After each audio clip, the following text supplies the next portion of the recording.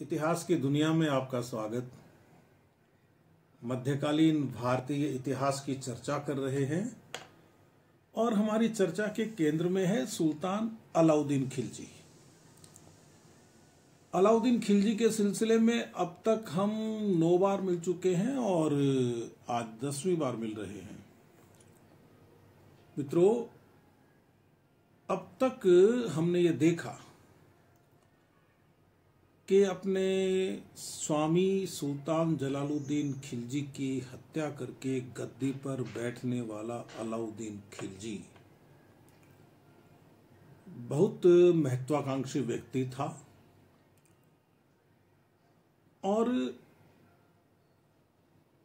उसकी एक इच्छा थी कि वह दूसरा सिकंदर बने, सिकंदर सानी बने और पूरी दुनिया पर राज करे। हमने यह भी देखा कि अपनी यह इच्छा जब उसने दिल्ली के कोतवाल अताउल मुल्क को बताई, जो उसका मित्र भी था, तो उसने समझाया कि आप पहले हिंदुस्तान तो जीत लीजिए, उसके बाद दुनिया जीतने की बात करना। तो अलाउद्दीन ने हिंदुस्तान को जीतने का सिलसिला प्रारंभ कर दिया। पहले उसने गुजरात जीता, उसके बाद राजपूताना जीता और उसके बाद उसकी नजर पड़ी दक्षिणी भारत पर। संयोग से उसे गुजरात से एक ऐसा योद्धा मिल गया जिसका नाम था मलिक काफूर। अलाउद्दीन उस पर मोहित था, उस योद्धा पर। मलिक काफूर एक क्लीव था, एक हिजड़ा था, लेकिन योद्धा था। तो विभिन्न कारणों से वह अलाउद्दीन खिलजी के बहुत निकट का व्यक्ति बन गया। उसके गुणों को देखते हुए अलाउद्दीन खिलजी ने उसे दक्षिणी भारत जीतने का काम सौंपा।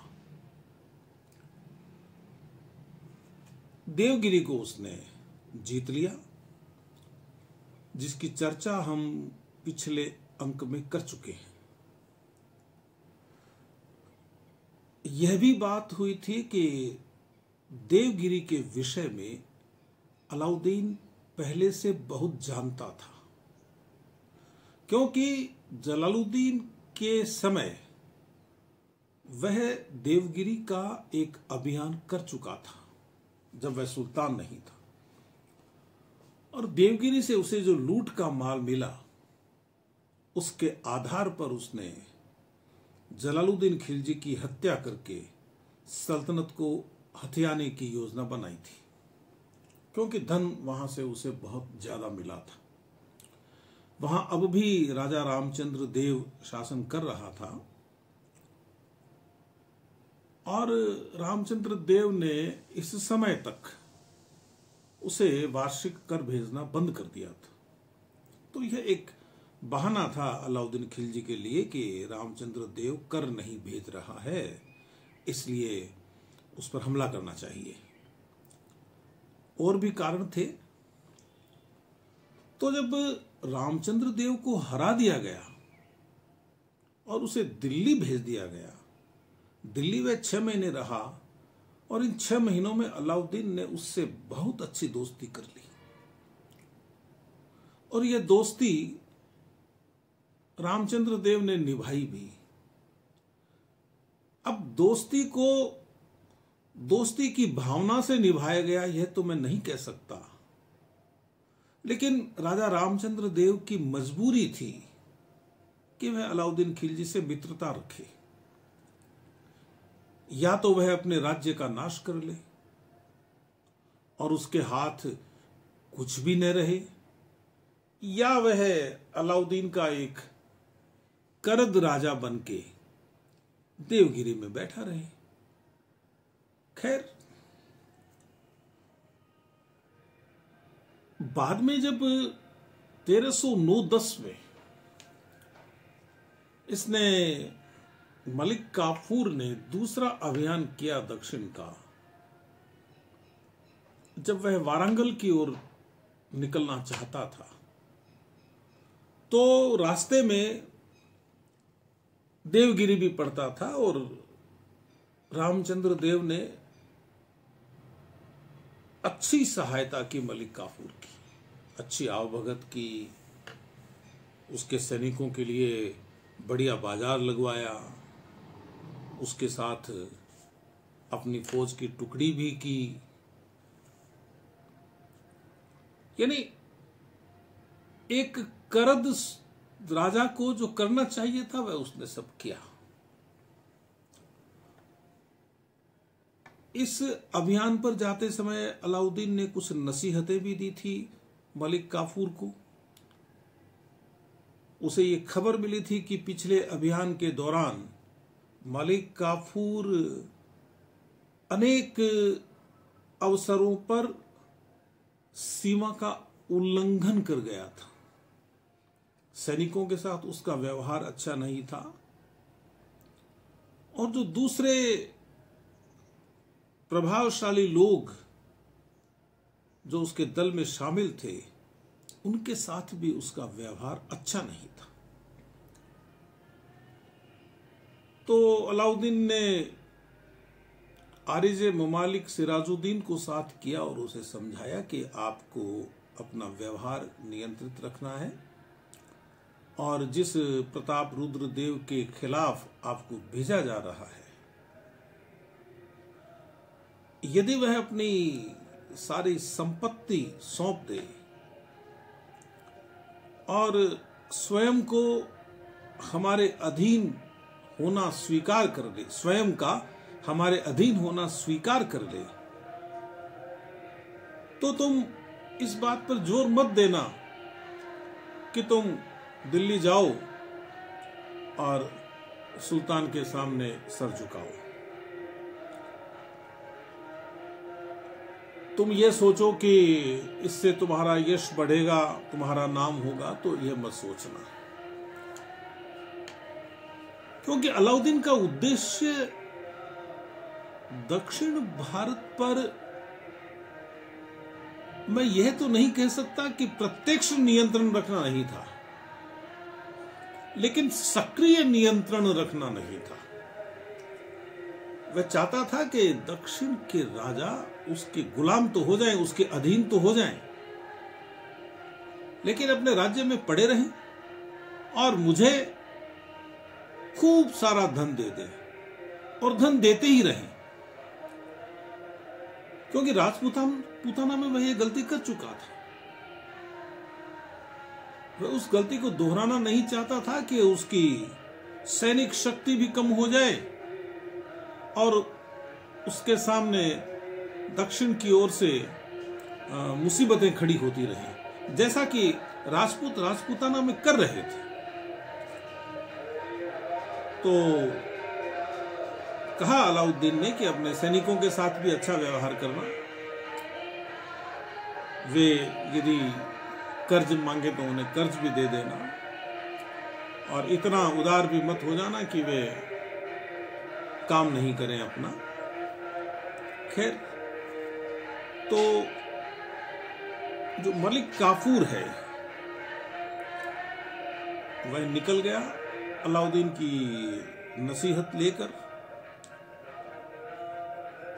रामचंद्र देव उसको तैयार मिला उसकी अगवानी करने के लिए, और सबसे पहले उसने तेलंगाना राज्य के अंतर्गत पड़ रहे एक स्थान सरपुर पर आक्रमण किया, जिसे सबर भी लिखा हुआ है। वहां मलिक काफूर को कड़े मुकाबले का सामना करना पड़ा, किले का जो अधिपति था उसके बारे में कहा जाता है कि वह तो मारा गया था और उसने वह किला अपने भाई को सौंप दिया था, जिसका नाम अमीर खुसरो अनानूर लिखता है। तो वो कहते हैं कि ये जो किला है उस पर मलिक काफूर ने कब्जा तो किया, लेकिन वहां उसे वह दृश्य देखने को मिला जो राजपूताना में दिखाई देता ही रहता था। जो देवियां थी महल की, जो नारियां थी, उन्होंने शत्रु के हाथ आने से पहले ही स्वयं को अग्नि देवता के हवाले कर दिया। तो इसकी फौज को वहां औरतें नहीं मिली, और वह जो भाई था जिसका नाम अमीर खुसरो अनानूर लिखता है, उसने अधीनता स्वीकार कर ली और वहां से वह आगे निकल गया मलिक काफूर, क्योंकि उसे जाना तो वारंगल था। तो इस वारंगल अभियान के अंतर्गत ही हम उसके सरपुर अभियान को, छोटा अभियान हो गया, अभियान को शामिल करेंगे। वारंगल पहुंच गया और वारंगल का जो किला है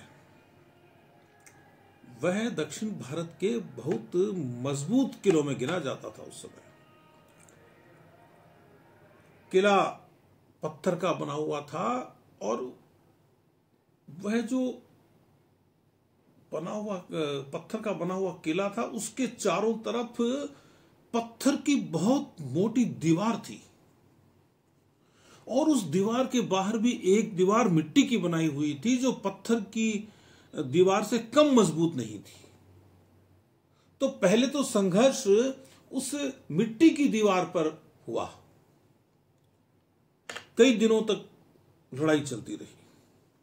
किले को घेर तो लिया, रोजाना युद्ध होने लगा और जो दुर्ग के अंदर जो सैनिक थे प्रताप रुद्र देव के, वो तुर्कों को बहुत परेशान करने लगे छापे मार मार के।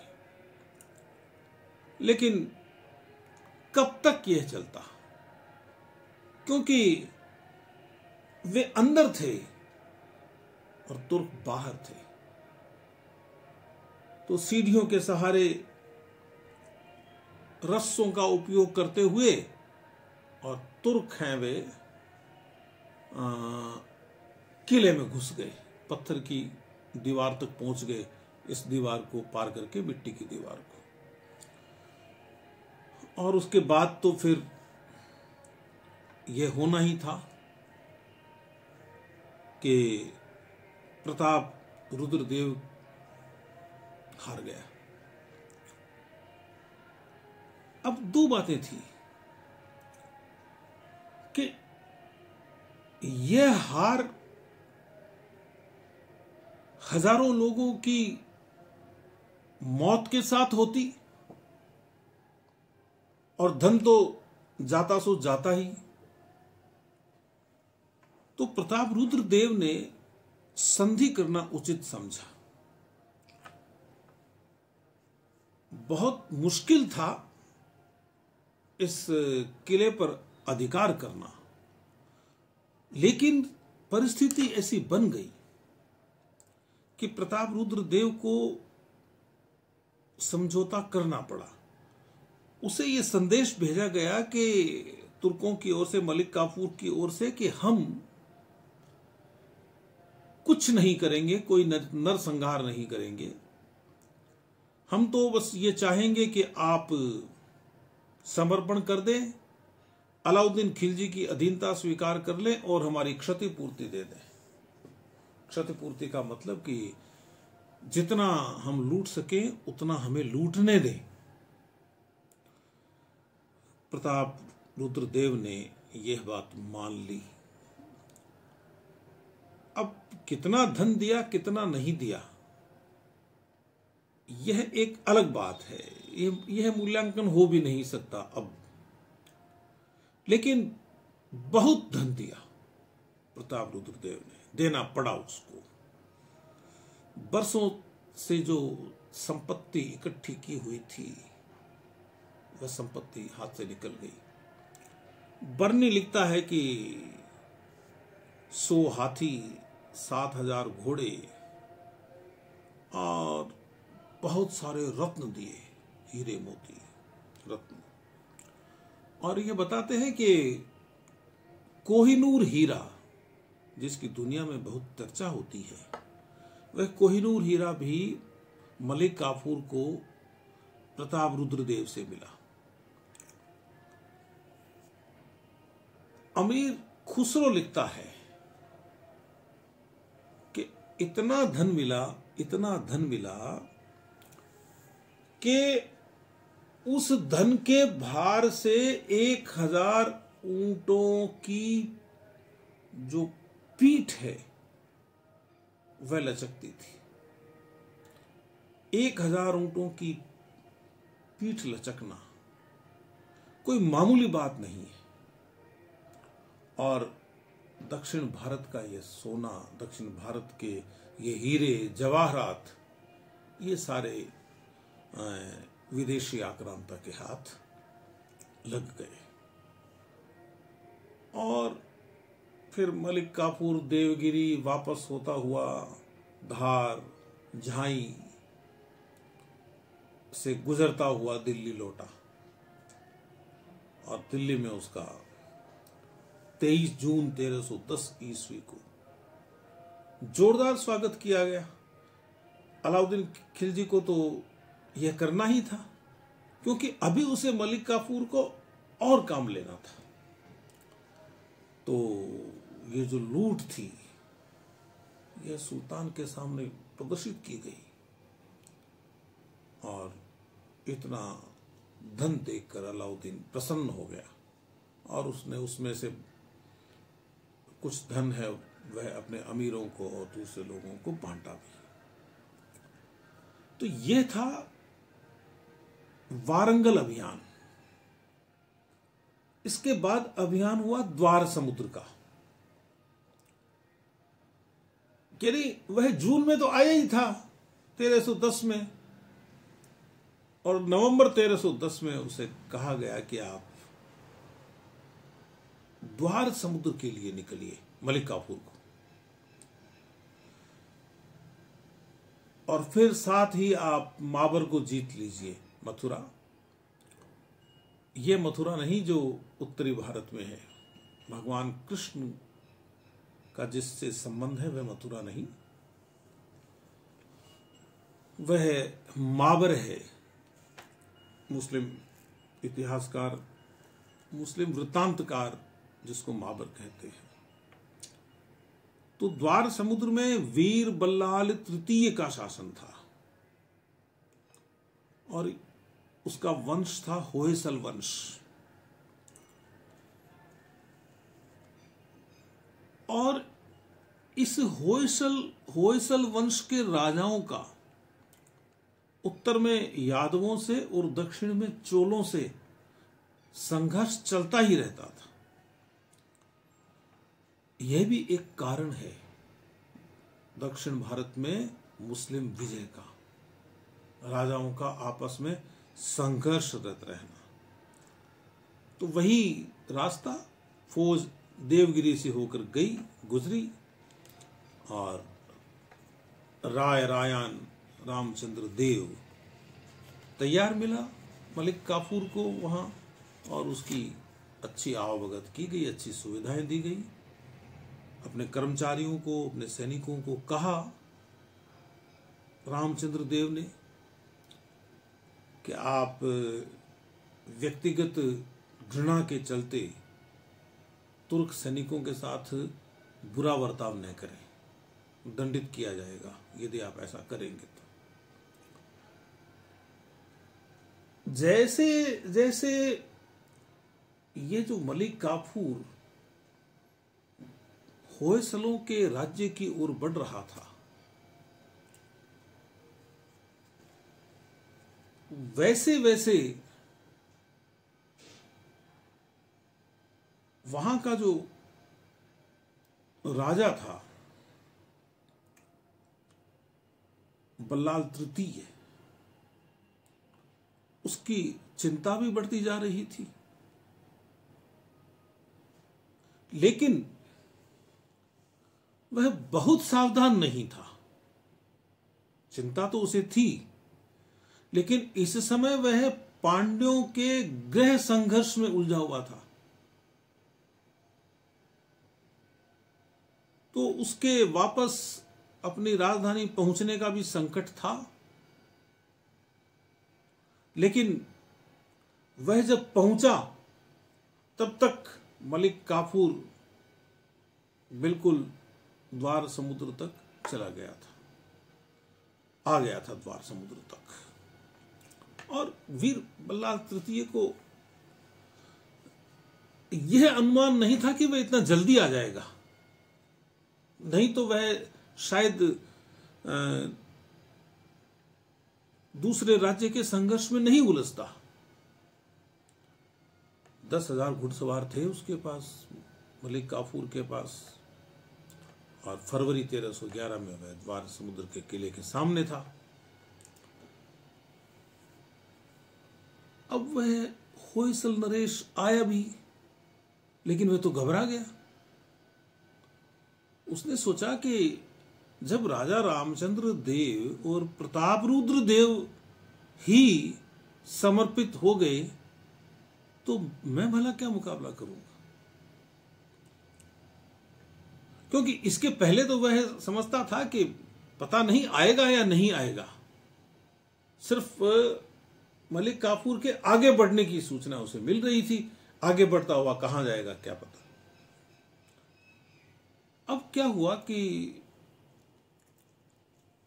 वह बिल्कुल सामने आ गया, लड़ाई करने की स्थिति में नहीं था, तो उसने थोड़ा सा संघर्ष करके आत्मसमर्पण कर दिया। लेकिन मलिक काफूर ने यहां संतुष्टि दिखाई नहीं।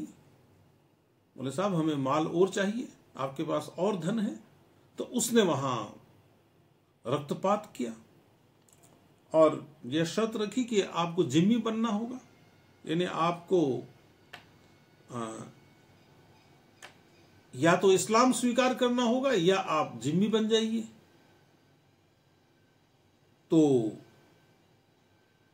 कहा बल्लाल ने कि भाई मैं जिम्मी बन जाऊंगा। जिम्मी बनने का मतलब होता है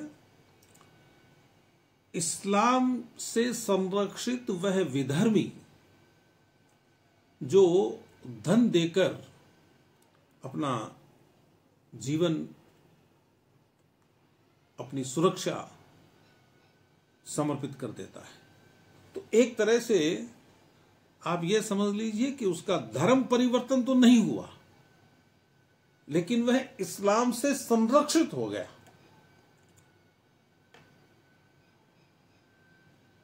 बल्लाल ने बहुत सारा धन दिया, जो था वह सारा लूट लिया मलिक काफूर ने, और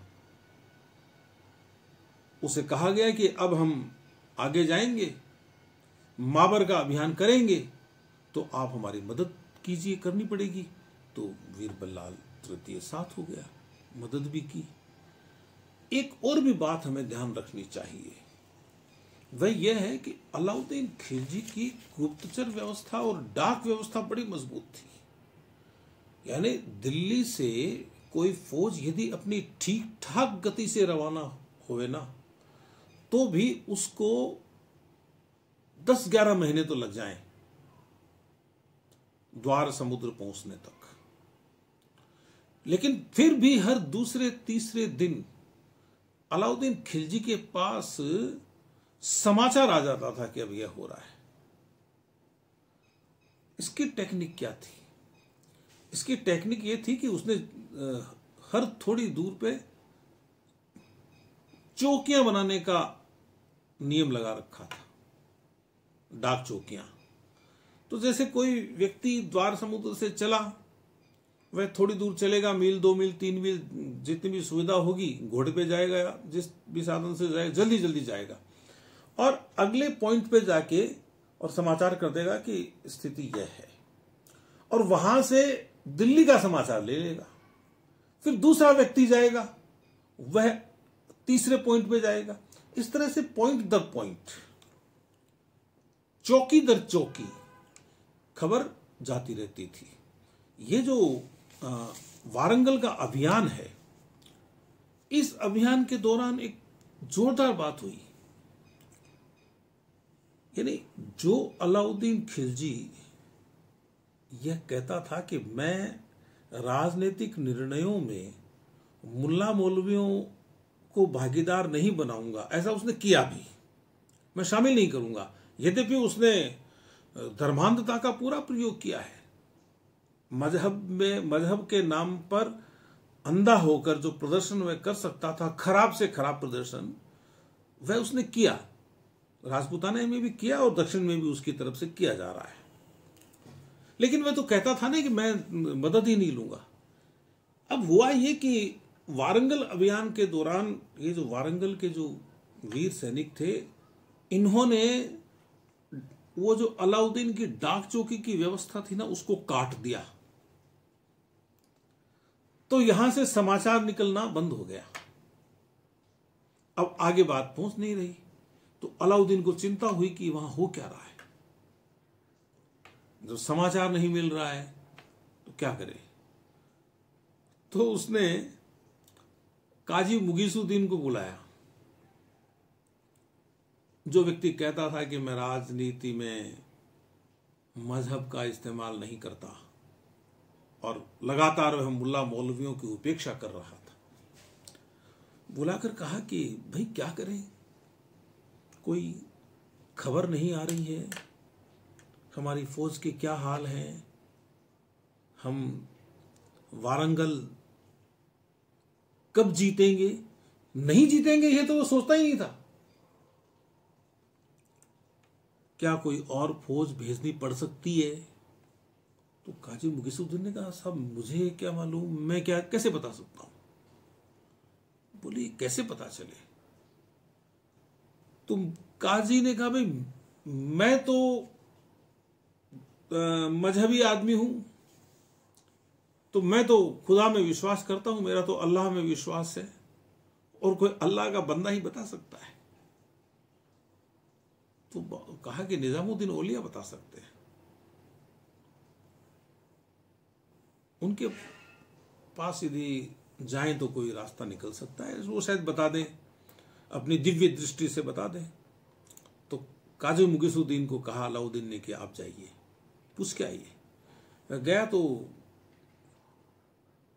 शेख निजामुद्दीन औलिया ने कहा कि कोई चिंता की बात नहीं है,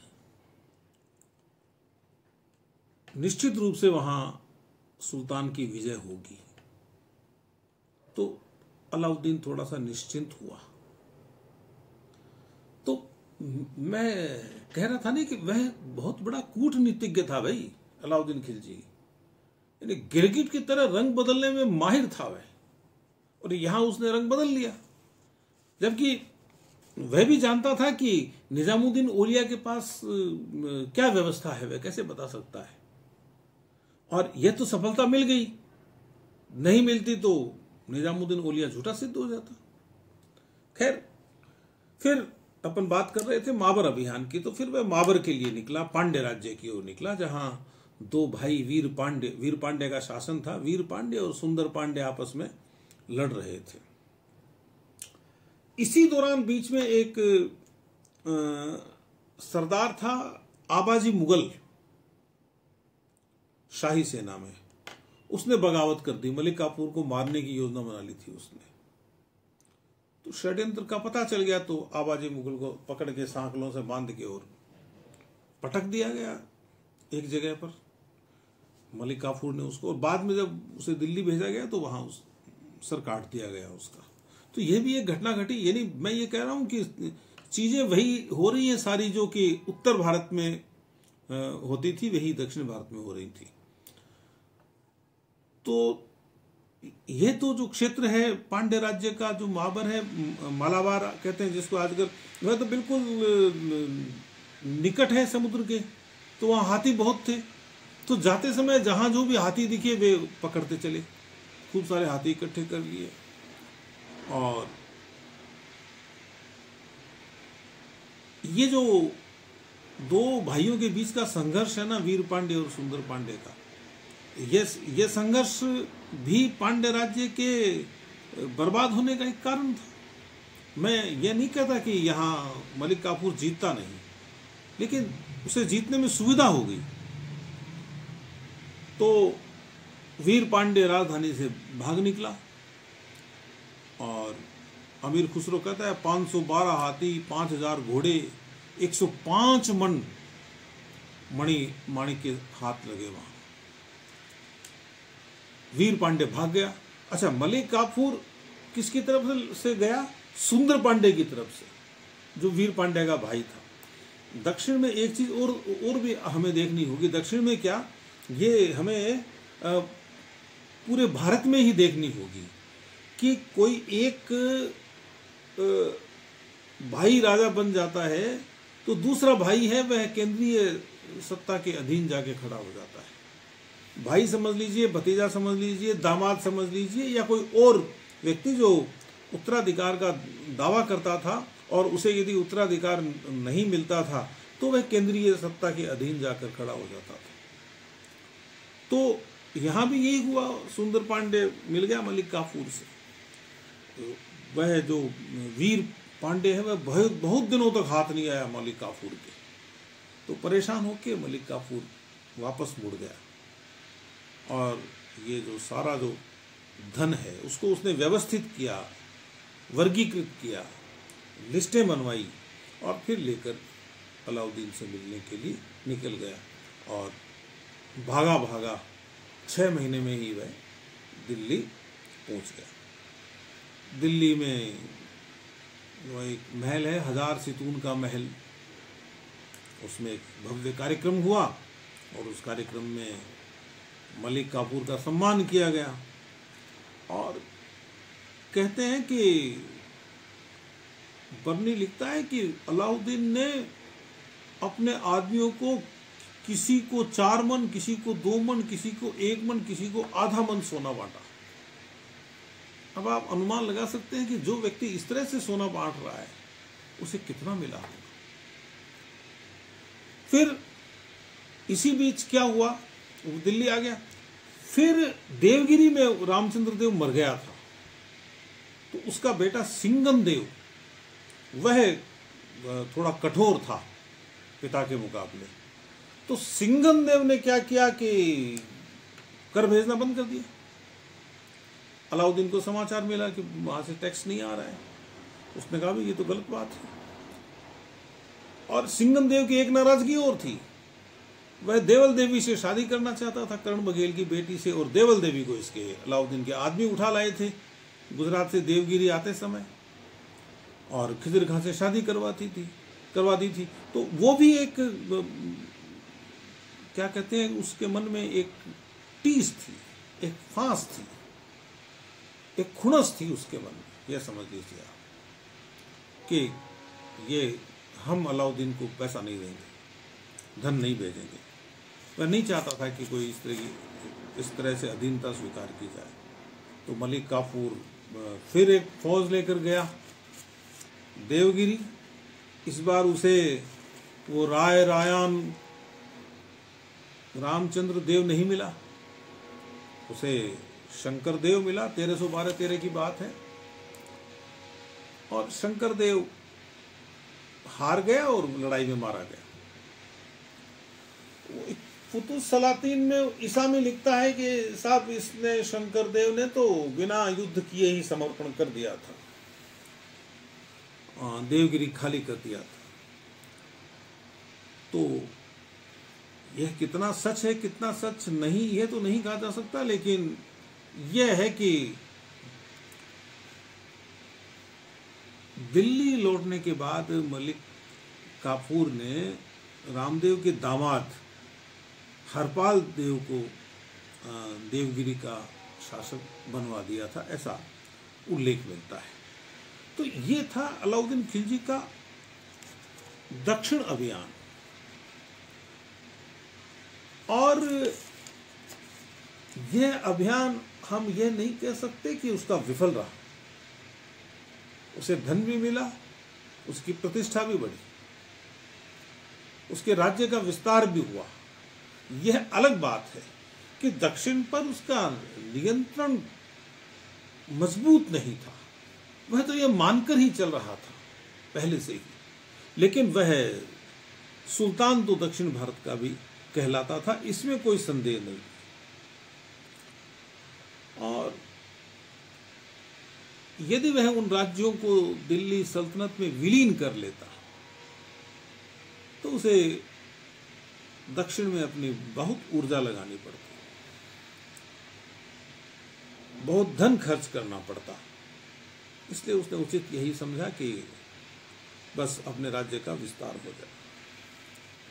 अब फर्क क्या पड़ा दक्षिण विजय का भारत के इतिहास में? फर्क ये पड़ा कि मुसलमानों का सीधा संपर्क हो गया दक्षिण से, और दक्षिण जो अपनी एक अलग पहचान रखता था धर्म और संस्कृति के क्षेत्र में, उस पहचान को बहुत बड़ा आघात लगा। दक्षिण के राजाओं को गर्व हुआ करता था अपने धर्म पर, अपनी परंपराओं पर, अपने रिवाजों पर।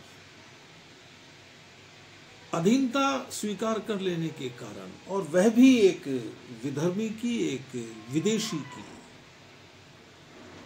उनका मनोबल गिर गया राजाओं का। जब राजा का मनोबल गिरता है तो जनता का मनोबल भी गिरता है, ये ध्यान रखने की बात है। दूसरी बात यह कि अब दक्षिण का रास्ता खुल गया आने वाले सुल्तानों के लिए और बादशाहों के लिए। तो आप देखेंगे कि बाद में औरंगजेब तक, सल्तनत काल के बाद में मुगल काल शुरू हुआ था, और उसमें औरंगजेब तक दक्षिण के अभियान होते रहे। तो इस तरह अलाउद्दीन खिलजी के दक्षिण अभियान से दक्षिण तो स्वाभाविक रूप से कमजोर हुआ ही, धन की दृष्टि से कमजोर हुआ, और धर्म की दृष्टि से कमजोर हुआ, संस्कृति की दृष्टि से कमजोर हुआ,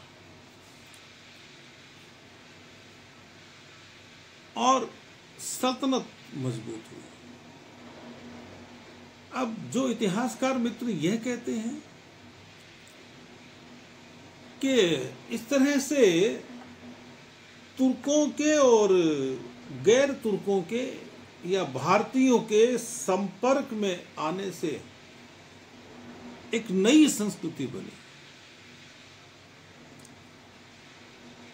यह बात उचित नहीं है। कोई प्रेम से आमंत्रित किए हुए लोग नहीं थे तुर्क, कि उनके साथ एक सम्मिलन हो जाए। यदि कोई इतिहासकार यह कहे कि